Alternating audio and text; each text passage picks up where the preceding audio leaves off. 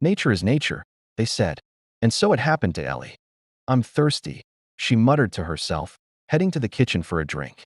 But as she passed by, she heard them, voices in the other room. She's too much. She's too much for us. Ellie froze. What was that?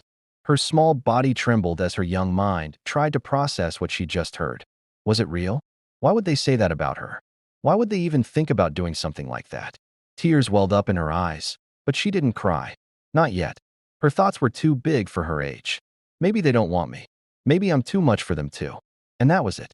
Little Ellie, with nothing but a thin jacket and mismatched boots, decided she had to leave. Alone, in the middle of a snowstorm. What had she heard?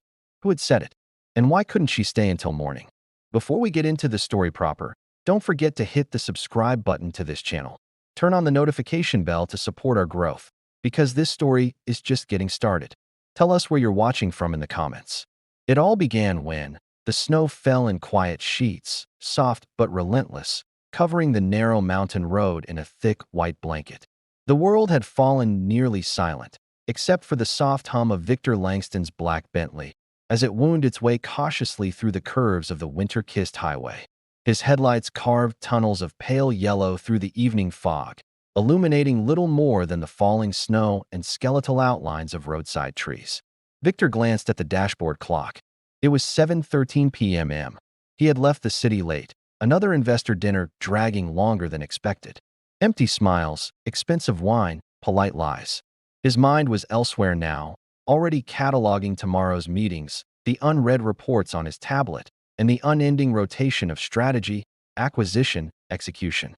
His phone buzzed, but he ignored it. The road stretched ahead, a ribbon of solitude. He preferred it this way. No distractions, no calls, just the steady rhythm of wheels over asphalt and the occasional flicker of passing fences. But then he saw her. A shape, small and still. His foot hit the brake instinctively. The car skidded slightly before coming to a halt on the icy shoulder. His heart jumped as he peered through the windshield. Just ahead, huddled beneath a crooked street lamp, was a figure, a child maybe 5 or 6 years old, sitting cross-legged in the snow like she had chosen that exact spot to vanish into the world. She wore a coat, but it was thin and faded, more suited for autumn than the dead of winter. Her boots were mismatched, her gloves fingerless. Her hair was tangled, stuck to her cheek where her tears had frozen. She didn't look up. She didn't move. Victor's breath caught in his throat. What the hell? He threw the car into park and stepped out into the biting cold. The wind greeted him like a slap, sharp and immediate. He walked toward the child slowly, his shoes crunching over the snow. Every instinct told him this wasn't real. Kids don't just sit in the snow alone like this. Not here. Not in the middle of nowhere. When he got close enough, he crouched down. "Hey," he said gently, lowering his voice to just above a whisper. "Are you lost?" She didn't flinch. Her eyes lifted to meet his, and for a moment, Victor felt the air leave his lungs. There was something in her gaze. Not fear, not panic, not even sadness. It was acceptance. "No," she said softly. Her voice was calm. Too calm. "I'm not lost. I ran away." Victor blinked, stunned. "You ran away?" She nodded, as if this were the most natural thing in the world. "They didn't want me, so I left." The wind howled around them, and Victor felt the wet chill beginning to sting his ears. He glanced around. No cars, no houses nearby, just trees, snow, and this tiny girl who didn't seem afraid of the cold or the dark. He stood quickly, pulling off his thick wool coat and wrapping it around her before lifting her gently into his arms. She didn't resist. She weighed nearly nothing. "We're getting out of this cold," he muttered, more to himself than to her. She rested her head against his shoulder like she'd been waiting for someone to come along. And now that they had, she could finally let go. Back in the warmth of his car, Victor placed her in the passenger seat, cranked the heat, and watched her as she slowly extended her tiny hands toward the vents. Her fingers were pale, almost blue. He reached for his thermos, unscrewed the lid, and poured some hot cocoa into the cap, offering it to her. She took it with both hands, sipping carefully. "What's your name?" he asked. She hesitated, then answered quietly. "Ellie." "Ellie," Victor repeated, trying the name in his mouth. "All right, Ellie. I'm Victor." She nodded, her face unreadable. Victor looked at her again. Really looked at her. She wasn't just cold. She was broken in a way that he recognized far too well. Something had been taken from her. Trust, safety, maybe even hope. And though he didn't know it yet, in that moment, something began to shift deep inside him. He'd stopped for a girl in the snow, but what he'd really found was a reason to change everything. Victor watched the steam curl from the cocoa in Ellie's small hands. She cupped the thermos lid like it was made of porcelain, like it might vanish if she gripped it too tightly. Her eyes followed the swirls of steam, as if they were trying to tell her something she'd forgotten. The car was warm now. The heated seats had begun to push the cold from her bones, though she didn't relax. Not fully. She sat upright, shoulders slightly hunched, the way someone might if they were used to bracing for something. A scolding, a slap, silence. Victor wanted to say something, anything, but the words didn't come. He was a man of facts, figures, outcomes. He closed deals, managed portfolios, negotiated across continents. But sitting next to this tiny, silent girl with tangled hair and a voice far too steady for her age, he felt completely out of his depth. "Do you want me to call someone?" he asked carefully, his voice low. "Your parents, maybe?" She flinched. Not visibly, not enough to be obvious, but Victor noticed. She looked away, pressing her lips together. A long moment passed. "I don't want to go back," she said finally. Victor paused. "Why not?" She turned to him then. Her eyes were dark, almost black, framed by lashes heavy with snow melt. And when she spoke, her voice didn't waver. "They never wanted me. I heard them. They were going to leave me at an orphanage tomorrow." Victor blinked. "You heard them say that?" She nodded. "I wasn't supposed to be awake, but I was. I was thirsty and I heard them talking. My mom said I was too much, that she was tired. My dad said he already made the call. They were going to drop me off in the morning and tell people I got adopted. That someone wanted me." Her fingers tightened around the thermos lid, but nobody did. "They just didn't want me anymore." The words didn't come out in a rush or between sobs. They came out slow, measured, like she'd repeated them in her head enough times that they'd turned into something sharp and smooth, no longer jagged enough to make her cry. Victor couldn't speak. His mouth opened, then closed. There was a tightness in his chest he hadn't felt in years, not since his own childhood. Not since the day he had been left behind. "Ellie," he said, forcing the name through the lump in his throat. "How old are you?" 5.5, she answered quickly. Then almost 6. He nodded slowly, staring out the windshield for a moment. Snow still drifted in slow spirals under the street lamps. Everything felt muffled, as if the world had lowered its voice to listen. "You ran away?" he asked again, not to doubt her, but to understand her. She gave a small nod. "I didn't know where I was going. I just wanted to get away. I packed my teddy and 2 crackers, but I lost the crackers in the snow. I walked until I got tired." "Where's your teddy now?"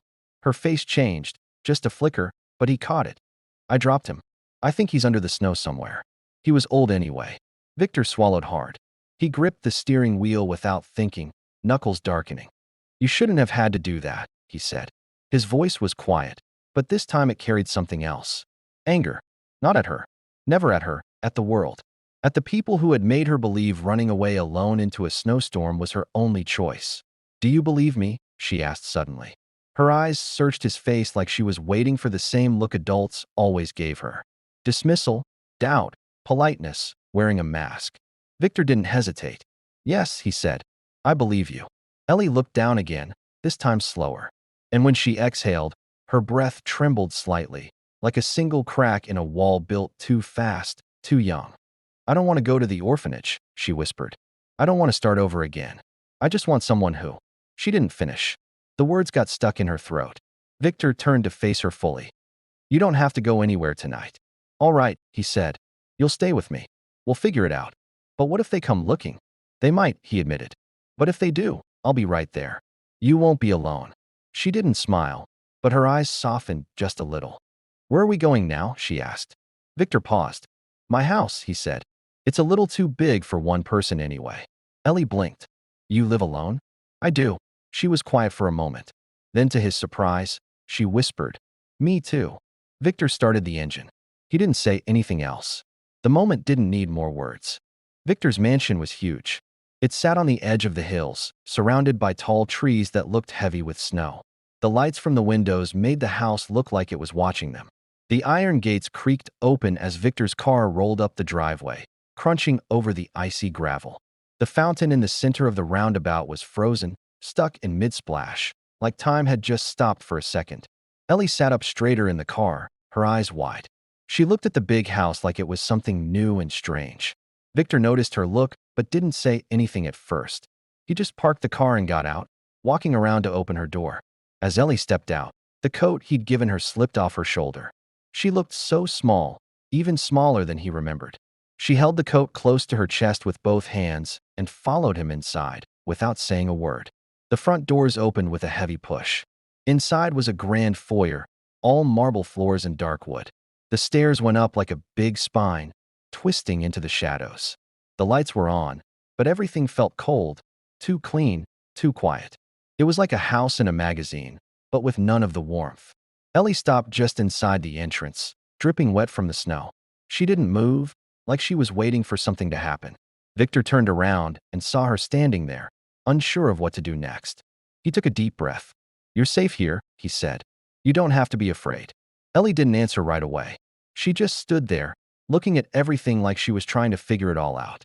Finally, she said, "I'm not afraid. I'm just not used to places like this." Victor gave a small nod. "Me neither, if I'm being honest. I just happen to live in one." Ellie blinked, her eyes flickering with curiosity. For the first time, Victor saw something other than silence in her gaze. He led her through the house, past a grand piano that he never played, and paintings of people he didn't know. She didn't ask anything. She just looked at everything, taking it all in like she was memorizing it in case she needed to run away again. They stopped at a guest room at the back of the house. The room had windows facing the garden and a small fireplace in the corner. Victor opened the door and stepped aside. "You can sleep here tonight," he said. "I'll bring you some clean clothes and something warm to eat." Ellie crossed the threshold slowly, like she didn't know if the floor would give out beneath her. The room was quiet, soft, and calm. Pale blue walls, a fluffy bed, books on a shelf, and a stuffed bear sitting forgotten on a chair. She walked over to the bear and picked it up. "It's left," she whispered. "I was missing." Victor was surprised. "Was this yours?" She turned the bear over in her hands, then placed it gently on the bed like it was something precious. "It was," she said. Victor paused for a moment. He hadn't thought about that bear in years. "I was about your age when I had it," he said. "My mother stitched the leg after our dog chewed it up." Ellie looked at the bear for a second, then gave a tiny nod. "You can keep it if you like," Victor offered. She didn't say thank you, but she nodded, and that felt like enough. Victor left the room to make her something to eat. He went into the kitchen, standing there for a minute, not sure what a little girl might like to eat. Finally, he settled on grilled cheese and soup. Simple, warm, and filling. When he came back, Ellie was sitting cross-legged on the bed, the bear still in her lap. She ate quietly, not looking at him. Victor sat nearby in an armchair, not speaking unless she did. She didn't talk much, but once she looked up at him and said, "It's good." Victor smiled. "I'm glad." After she finished, he helped her find some clean clothes. He picked out an old hoodie from a box of charity donations he'd never gotten around to giving away and a pair of sweatpants. He tied the drawstring 3 times to keep them from falling down her small frame. When he tucked her into bed, he paused with his hand on the edge of the blanket, looking at her. She stared up at him, unblinking. "Did you ever sit alone in the snow?" she asked quietly. Victor felt the lump in his throat again, the tightness that had been there since he'd found her. He didn't want to answer, but he couldn't avoid it. "Yes," he said. "Not in the snow, but I know what it's like to feel unwanted." Ellie didn't say anything else. She turned over, hugging the bear close to her chest like it was the only thing left that could hold her together. Victor stood there for a moment longer, watching her. Then he left, gently closing the door behind him. He didn't go to his office. He didn't go to his bedroom. He walked to the old library at the end of the hall, the room he hadn't stepped into in years. He lit the fireplace and sat in the armchair by the hearth. His father's chair. The one his father had always sat in before walking out one day and never coming back. For the first time in years, Victor Langston didn't think about work or plans. He didn't think about markets or mergers. He just stared into the fire, letting the flames crackle and pop. And as he sat there, something began to stir inside him. A feeling he hadn't let in for a long, long time. Care. Before we continue, don't forget to subscribe to this channel to support our growth. Tell us where you're watching from in the comments. We will appreciate it if you tell us your thoughts about the story too. Mornings had always been quiet in Victor Langston's mansion. No footsteps, no clattering dishes, no laughter. Just the soft ticking of the grandfather clock in the foyer and the hum of the heating system starting up. But this morning was different. Victor stood in the kitchen, dressed in a wrinkled shirt and slacks, his bare feet cold on the tile floor. He held a coffee mug in one hand, the steam rising from it like a ghost he hadn't yet faced. He hadn't slept much, and it showed in the dark circles under his eyes. Last night, something inside him had cracked open, and he hadn't dared to seal it shut. Then, a small sound. Barely there. A soft creak from the hallway. He turned around. Ellie stood in the doorway, barefoot, clutching the sleeves of the hoodie Victor had given her. Her hair was brushed, though not perfectly. She looked smaller in the morning light, like the daylight made her past feel heavier. Victor placed the mug on the counter. "Morning," he said gently. "Morning," she echoed. Her voice was quiet, like she wasn't sure if she had the right to speak first. He motioned to the counter. "Hungry?" She nodded slowly. "Can I help?" The question caught Victor off guard. No child had ever asked to help him with anything. Not that there had ever been children here. Not since, well, not ever. He cleared his throat. "Sure, you can be the toastmaster." Ellie walked over to the toaster, studying it like it might bite. "How many slices?" "Let's start with 4, he said. She slid the bread into the slots carefully, pressing the lever down with both hands. Then she stood back, waiting like it was a machine from another world. Victor scrambled the eggs, but halfway through, he realized he hadn't cooked for anyone in years. He'd had chefs, caterers, business dinners, but nothing like this. Nothing personal. He slid the eggs onto 2 plates and poured orange juice into mismatched glasses.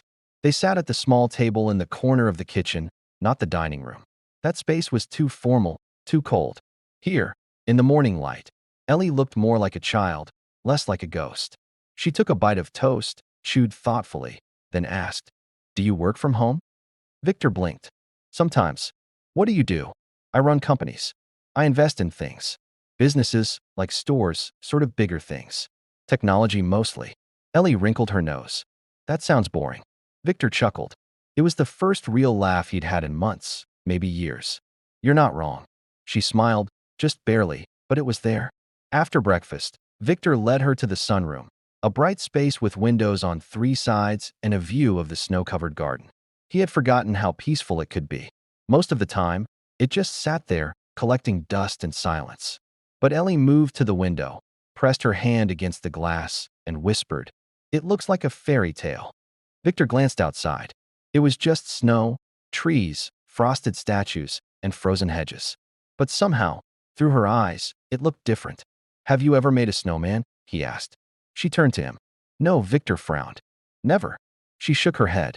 "Come on," he said, already grabbing his coat. "Let's change that."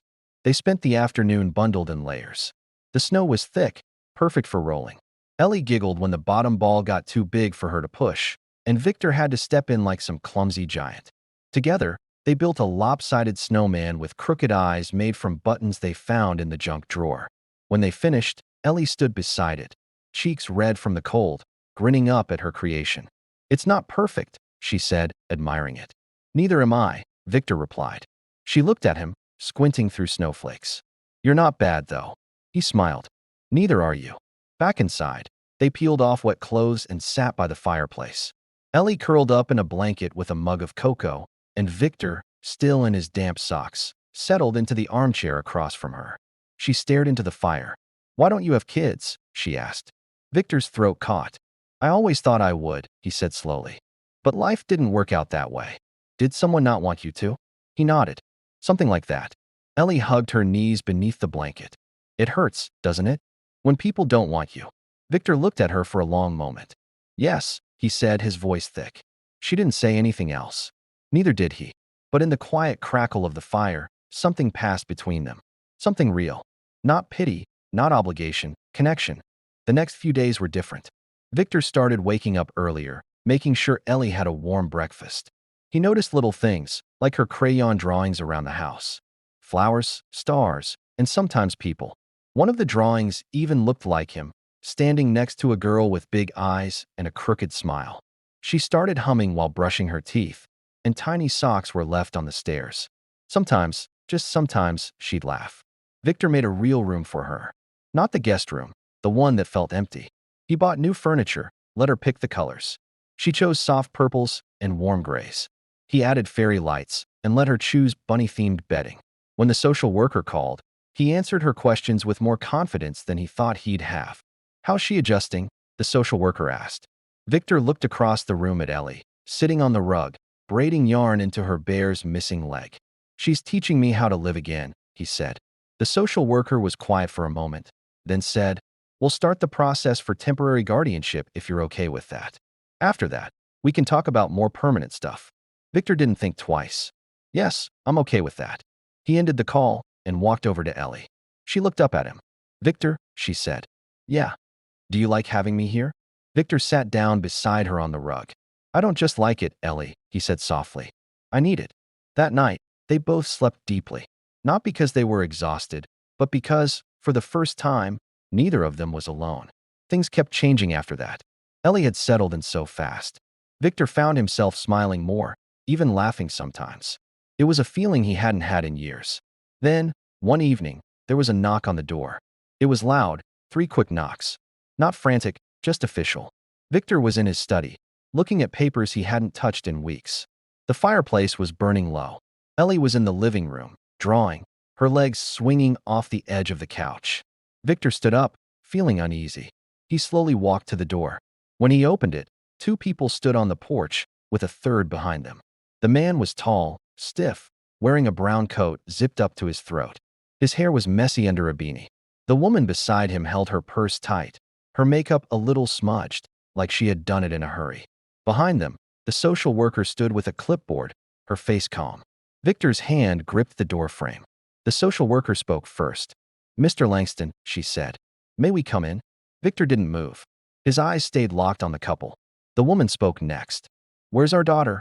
she asked, looking past him into the house. Victor stepped outside and shut the door behind him. "She's safe. She's inside." The man narrowed his eyes. "You've had her long enough. It's time she comes home." Victor's jaw tightened. "Home," he repeated quietly. The social worker raised her hand. "Let's not make this worse, Mr. Langston. These are Ellie's biological parents, Thomas and Deborah Monroe. They've contacted us and want to speak with their daughter. If you'll allow it." Victor stepped back, his mind spinning.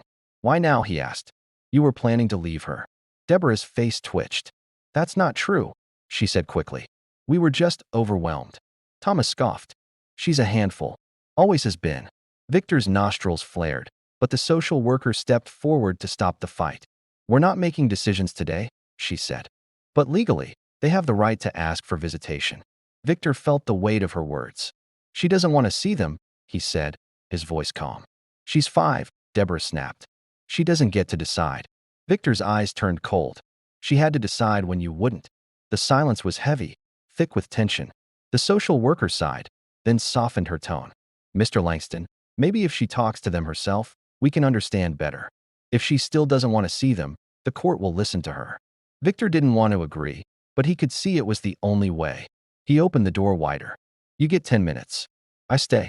Thomas rolled his eyes. "Whatever you say, rich man." Victor ignored him.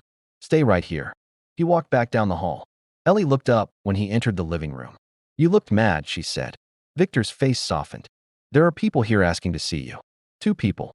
The crayon slipped from her hand. "Who?" she asked, her voice quiet. Victor didn't answer right away. She already knew. Her shoulders dropped, and her eyes lost their light. Victor knelt beside her. "You don't have to go with them. I promise. But the caseworker is here. She just wants to see how you feel about it." Ellie stared at the floor. "Are they mad at me?" "No," Victor said. "But they don't understand what they did. And I think they're about to find out." She stood up slowly, not afraid, but heavy. Victor walked with her, one hand on her shoulder as they made their way to the foyer. Ellie's voice didn't shake. She didn't flinch when she saw them. But Victor could tell she wasn't the same girl who had sat alone in the snow. She had changed. Deborah was the first to speak. She took a step forward, eyes wide with something between relief and desperation. "Oh, baby. Thank God you're okay." Ellie stopped and looked from Deborah to Thomas, then back again. She didn't move any closer. "Why are you here?" Ellie asked quietly, her voice steady. Deborah knelt, reaching out like she was trying to touch her, but Ellie didn't step forward. "We were so worried," Deborah said. "We thought you were gone. We've missed you." Ellie shook her head slowly. You were going to leave me at the orphanage, she said, her voice calm, no bitterness. Just the truth. I heard you. Deborah hesitated, her hand still outstretched. That was a misunderstanding. Ellie tilted her head, looking at her. I heard you. You said I was too much. You said you were tired of me. Thomas groaned. Jesus, Deborah, I told you this would happen. She twists everything. I didn't twist anything, Ellie said, her voice louder now. I just listened. Victor stood behind her, silent but grounded. He knew she was right. Deborah stood up, her face hardening. We're your real parents. He can't replace us. Ellie looked up at Victor, then turned back to them. He didn't replace anyone. He gave me something you never did. Thomas clenched his jaw. And what's that? Ellie looked at him, her voice simple and clear, but heavy with things she had never said before. Safety. A hug that doesn't feel like it's out of obligation. Warm food. Someone who listens, who cares. Tears dropping from her innocent face as she say those words. Victor could feel the air shift in the room. Ellie took a small step back, closer to him now. I don't want to go back with you, Ellie said quietly. Deborah's face crumbled. But we're your parents. No, Ellie said softly. You're just the people who had me. That's not the same. The caseworker stepped in quickly, her voice softening. That's enough. Thank you, Ellie. You've been very brave. She turned to Deborah and Thomas. We'll be in contact. But after what I've seen and heard today, I'll strongly advise against any forced reunification. Ellie's voice matters. Deborah looked like she might protest, but the strength in Ellie's eyes stopped her. Ellie didn't flinch. She didn't beg. She just stood there, calm and strong. Thomas muttered something under his breath as they turned to leave. Victor didn't move until the door clicked shut behind them. Then he knelt down in front of Ellie. You didn't have to be that strong, he said, his voice quiet. Ellie shook her head. I wasn't strong. I was just tired of pretending it didn't hurt. Victor placed a hand on her shoulder. You don't have to pretend anything with me. Ellie nodded once, then leaned forward just a little and wrapped her arms around his neck. Victor froze for a moment, then pulled her into a full embrace. It was the first time she hugged him, and he didn't let go. The years passed in a quiet, beautiful defiance of what might have been. Ellie was 13 now. She wasn't the same scared little girl who had sat alone in the snow. Her face had sharpened with age, but her eyes still held the same depth, the same cautious wisdom that came far too early. Her hair was longer now, pulled back into a braid most days. She wore glasses, an olive green frame she'd picked out herself because they reminded her of the forest after rain. Victor watched her grow, like a man witnessing something miraculous in slow motion. She was like fire, lit from the inside, fierce and thoughtful. When she spoke, people stopped and listened. She was strong, stronger than he had ever been at her age. She painted. She read more than most adults. And she had questions about everything. How the stars worked, why birds flew south, why people left the ones they were supposed to love. They didn't talk much about the past, but it was always there, like a scar. Not open, not bleeding, but undeniable. One spring evening, just before sunset, Victor sat in the conservatory, sorting through some grant applications for an arts program that he and Ellie had started together. The program gave abandoned children a space to express themselves through paint, clay, music, and stories. Ellie was upstairs, working on a huge canvas that took up most of her room. The knock on the door came again. This time, it wasn't sharp, like before, but still official. Victor froze. He'd been expecting this. He opened the door. There stood Deborah and Thomas, older now. Deborah's hair had streaks of gray in it, and she wore a heavy coat, even though it was spring. She clutched a folded letter in her hand. Thomas looked thinner, his posture less rigid, but still carrying that edge of arrogance. They didn't speak at first. Deborah was the first to break the silence. We heard about her, she said, her voice softer than before. On the news, that exhibit at the Children's Museum. She's gifted. Victor's voice was cool, flat. She worked for that. We know, Thomas said. That's why we came. Victor didn't say anything, but his eyes softened, just a little. Deborah took a step forward, holding out the letter. We wrote her a note, she said, her voice almost pleading. Just in case. In case she's willing to read it. Victor didn't take it right away. She's old enough to decide what she wants. I won't make her open anything she doesn't want to. Deborah hesitated. We're sorry. We were terrible parents. We were young, stupid, scared. And we failed her. We know that now. Victor still didn't move, but his eyes softened a little more. We don't expect anything, Thomas added. We just wanted her to know we remember her birthday. We remember everything. Victor finally reached for the envelope, not because he forgave them, but because he trusted Ellie to decide for herself. She'll decide, he said. But know this. If you try to guilt her, if you push even once, you'll lose whatever dignity you're trying to recover. Thomas nodded, but Deborah's eyes filled with tears. They left without another word.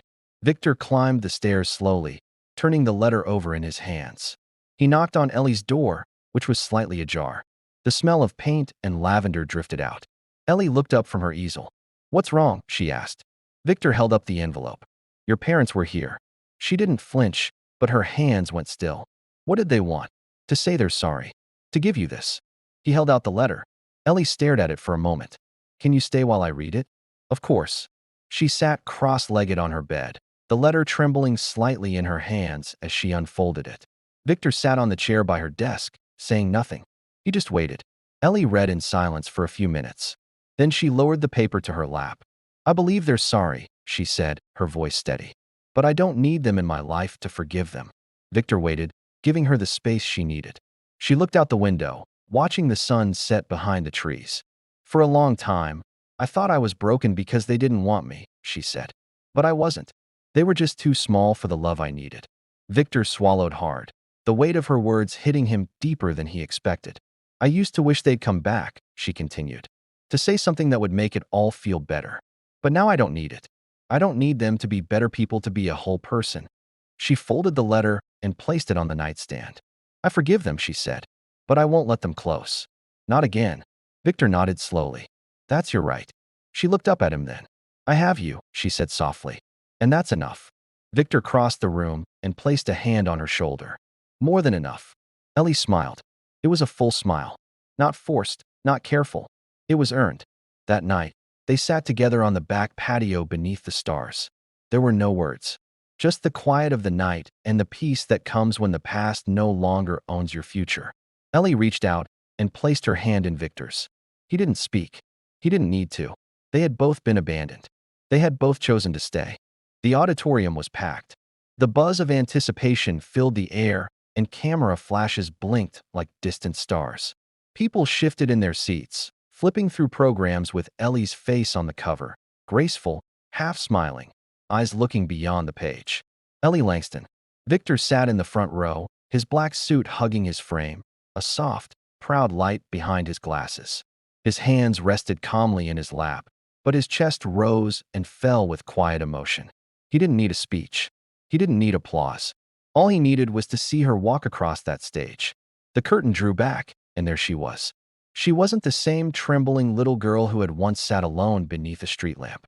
No, this was a young woman, 17 now, standing tall and steady. Her posture was like poetry. She wore a midnight blue dress that shimmered like the evening sky. Her hair was simply pinned back, and her signature glasses sat neatly on her nose. She moved with grace, but not performance. Nothing about her was for show. She didn't know how to be anyone but herself. The applause swelled as she reached the podium. She adjusted the mic, waited for the room to quiet. Then she spoke. "I was 5 years old when I learned that silence can be louder than yelling," she began. The room went completely quiet. "I used to think I was unwanted because I didn't know what love felt like. I thought love was something you had to earn by being small or quiet or invisible. But I learned something else. I learned that love, well, all love finds you, even when you think you're lost." Victor's hands clasped together. His eyes glistened. "Some of you know my story. Some of you don't. But what matters isn't how it started. It's what it became." She paused for a moment, letting the silence fill the room. "I met a man when I was a child. He didn't bring me balloons or say the perfect things. He just stopped when no one else did. He gave me his coat, his car, his kitchen, and eventually, his heart." People were crying now, some quietly, some not so quietly. Victor never called himself a hero. He never asked Ellie to forget what came before. But he had given her something that no one else ever had. Ellie smiled. "He never called himself a hero," she said. "He never asked me to forget what came before. But he gave me something no one else ever had." The applause grew again, slower, but more powerful this time. "Reverend." Ellie nodded gently, waiting for silence to return. "I wrote a book," she said. It's called The Girl in the Snow. But it's not just about me. It's about all the children who feel small, unwanted, and unseen. It's about how pain is not the end of the story. How sometimes we don't get the family we're born into, but the one we choose, or the one that chooses us. She glanced at Victor, her eyes soft. He chose me, and in doing so, I chose to live. Another round of applause, this time unstoppable. A standing ovation. Reporters snapping photos, a moment too big to be forgotten. But Ellie didn't bask in the attention. As soon as she stepped off the stage, she walked straight to Victor. He stood before she reached him, and without a word, she embraced him. It was the kind of hug that said everything. "I'm proud of you," he whispered. She whispered back, "You made this possible." They stood there for a moment longer. Father and daughter, no longer strangers to love. The weeks that followed were a whirlwind. Ellie's book The Girl in the Snow hit the bestseller lists. Interviews came in, TV, radio, podcasts. Children wrote her letters. Teachers used her story in classrooms. And she even started her own foundation, the Snowchild Initiative. The foundation raised money for children in foster care and those going through adoption transitions. Victor supported her every step of the way, but he didn't shape what she wanted. This was her dream now, not his. Victor let her lead. He funded what she dreamed, but he didn't try to change it. Ellie had her own voice now, and that was enough. One evening, near Christmas, they sat together in the sunroom. The garden outside was covered in fresh snow, soft and undisturbed. The fire crackled nearby, and Ellie sat cross-legged on the floor, a photo album open in her lap. She turned the page, then paused. It was a picture of the snowman they built all those years ago, lopsided, missing a nose, but still smiling. Ellie smiled too, just a little. "I remember this day," she said softly. Victor raised an eyebrow. "You called him Sir Frostington," he replied. Ellie laughed. "He deserved a top hat." Victor raised his glass of cider. "To Sir Frostington," he said, "may he rest in slush."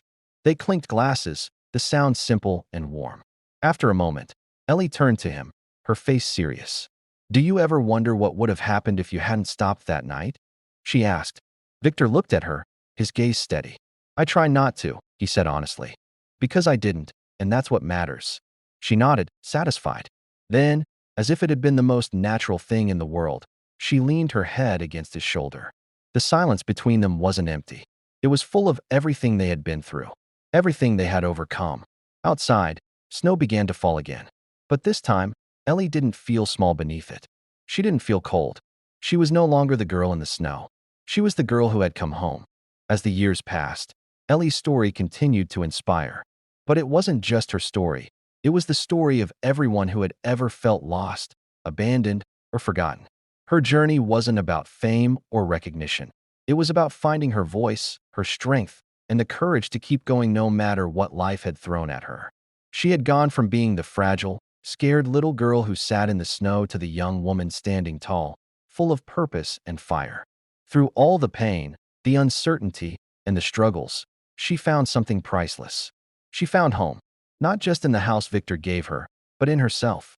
She knew now that home wasn't a place. It was a feeling that no matter how dark it got, no matter how cold the world seemed, there was always a way forward. She had learned that love isn't something you have to earn. It's something that finds you, even when you feel lost. And that's the lesson she wanted to share with the world. Life is hard. Sometimes it feels like there's no way out, like you're stuck in a snowstorm with no one to turn to. But giving up is never the answer. The world may make you feel small, but it can never take away your ability to choose how you live, how you move forward, and how you love. Ellie's life was proof that you don't have to let the past define you. You don't have to be the person people try to make you. You can rise, you can choose hope, and you can find the strength to keep going, no matter what.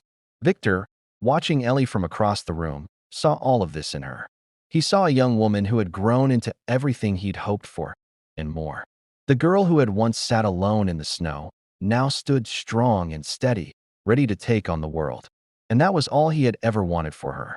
To be strong enough to stand on her own, with or without him.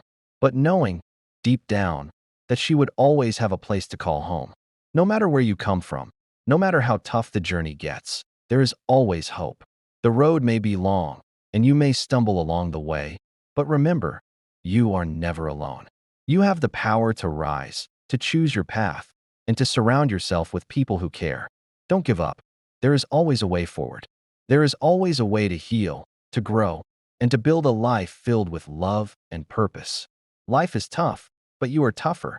The hardships, the heartache, the loneliness, they don't define you. What defines you is your ability to keep going, to find the courage to stand tall even when you feel small. Never forget that you are worthy of love, and you have the strength to make it through. Thank you for watching and being part of this journey with us. If you felt inspired, motivated, or simply touched by Ellie's story, please hit that subscribe button to support our channel. Don't forget to turn on the notification bell so you don't miss any future stories that will uplift and inspire you. And tell us where you're watching from and what you think about this story in the comments. Your thoughts mean the world to us, and we can't wait to hear how this story has impacted you. Stay hopeful, stay strong, and remember, giving up is never an option.